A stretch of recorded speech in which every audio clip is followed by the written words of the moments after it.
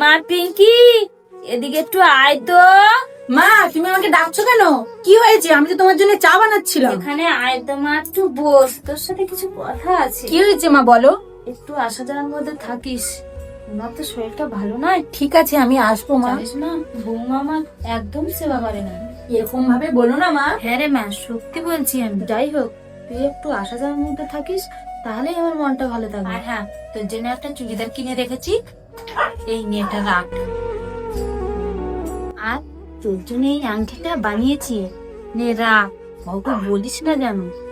মা, এই ব্যাপারে বৌদিকে কিছু জানে? না, তোর বৌদি জানে না, আর তুই বলতেও যাস না। এই শাঁখাগুলো তো তুমি আমাকে দিয়েছিলে। দিয়েছি তো কি হয়েছে, তুই তো আমার মেয়ে, তোকে আমি দিতেই পারি। বৌদি আবার কিছু বলবে না তো যে সবকিছু নিজের মেয়েকেই দিয়ে দিচ্ছ? বলছে তো কি হয়েছে, আমার মেয়েকে আমি দিয়েছি। ঠিক আছে মা, তুমি সাবধানে থেকো। আর তোমার যেটা খেতে ইচ্ছে করবে তুমি সেটা বৌদিকে বলবে, বৌদি তোমাকে বানিয়ে দেবে। এখন আমি আসছি।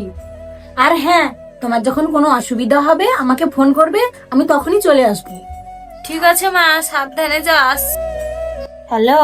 হ্যাঁ মা, বলো। আমার শরীরটা তো খুব খারাপ, তুই আয় না মা আমার কাছে। না মা, আমি যেতে পারবো না, ছেলের পরীক্ষা চলছে।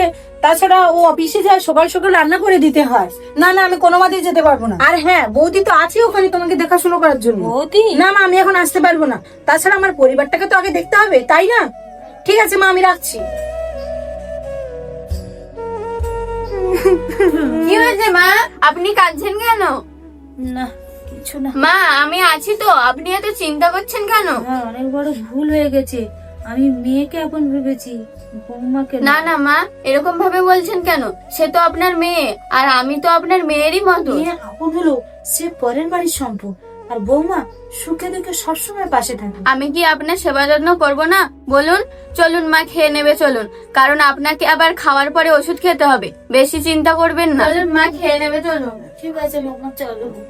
হ্যাঁ বন্ধুরা, বলতে পারো এক ঘরের দুই মেয়ে, বাড়ির মেয়ে আর বৌমা, একজন রক্তের একজন সম্পর্কের। তাহলে সবাই কেন মেয়েকে ভালোবাসে?